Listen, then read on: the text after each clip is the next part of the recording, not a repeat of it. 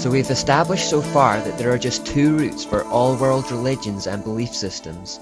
The first route comes from Nimrod, Babylon, and behind it is Satan. The second route comes from Israel, the worship of the God of Abraham, Isaac, and Jacob. These are the two competing kingdoms in this world, the kingdom of darkness and the kingdom of light. Now some people, particularly Muslims themselves, would have you believe that Islam belongs to the second route, that it shares its origins with Judeo-Christianity and is something of a continuation of those faiths, that Islam is the last and true revelation of the Judeo-Christian God to his people. Even some Christians have been deceived into thinking that the word Allah is just an Arabic word for the Christian God, Yahweh, and that we are connected somehow. While we can't go through every religion one by one to show the links to Babylon, it's worth taking a little time to study Islam because of its prevalence on the world stage right now. So what I intend to do in this part is briefly show that Islam finds its roots in Babylon. The beginnings of Islam go back to Muhammad, who was born in 570 AD in Mecca, and who is revered in Islam as the last great prophet of God, usurping the authority and preeminence of Moses, Elijah, and even Jesus himself.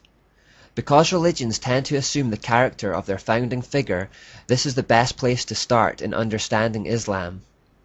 The Muslims have one holy book called the Quran, and several other volumes called Hadith, which are oral traditions relating to the words and deeds of Muhammad.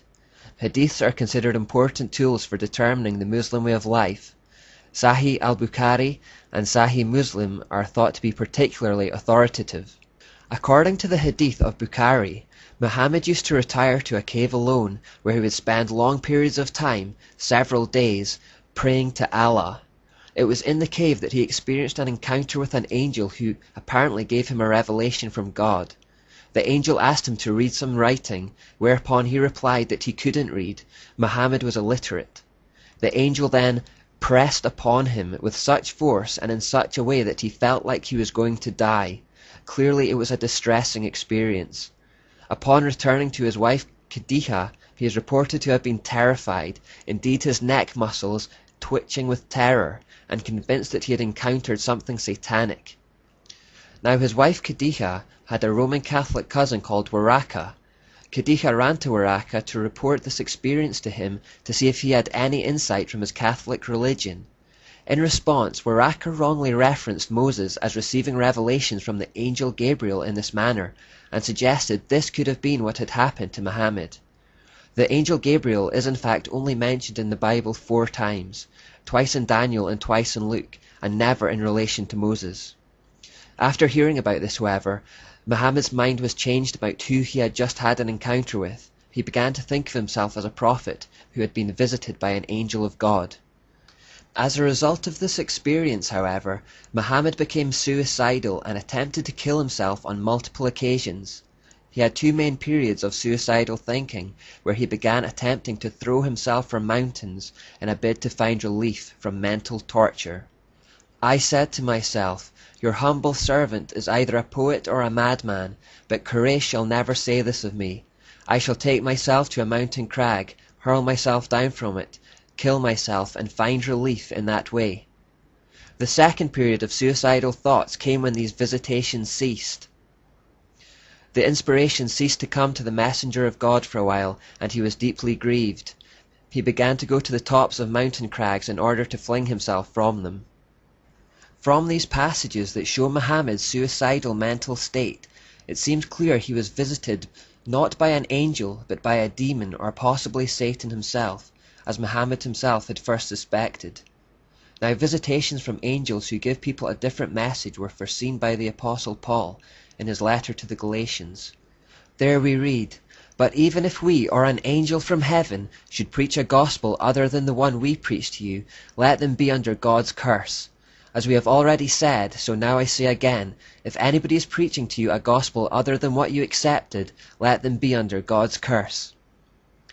The cave experience was not the first time Muhammad had been in contact with something demonic. He apparently had a strange but undefined experience as a child, after which his carer became convinced he had been possessed by a demon. Further evidence for potential demonic possession comes even within the Quran. In Surah 81:22-25 and Surah 69:41-42, people claim that Muhammad was inspired by the devil and something of a madman.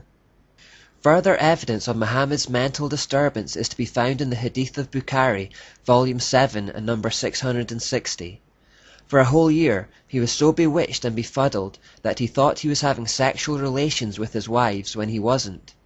This is a strange scenario which can realistically only have two explanations. Either mental illness caused him to hallucinate, or he had some kind of sexual encounters with demonic entities. Either way, Muhammad was clearly disturbed.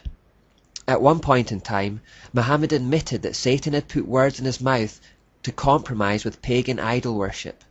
These words have become known as the Satanic Verses. He later changed his mind on the issue, but it shows that he was unable to distinguish the source of his revelation.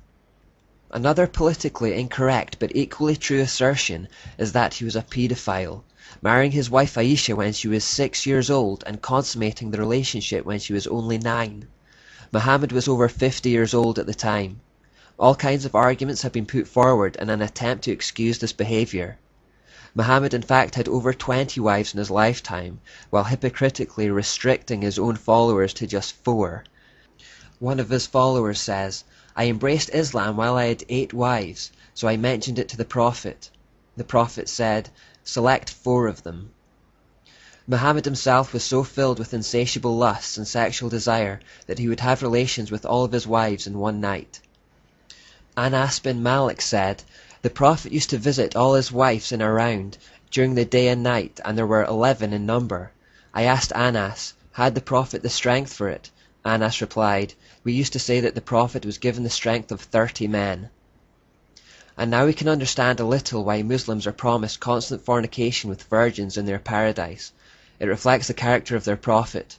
In this we also see similarities with the prominence of sexuality in occultism. Finally, as we look for links to Babylon, it should also be noted that Muhammad's visitations came in caves. As we noted way back at the start of this study, Babylonian worship, particularly relating to Nebo, happened in caves and was common practice in the mysteries.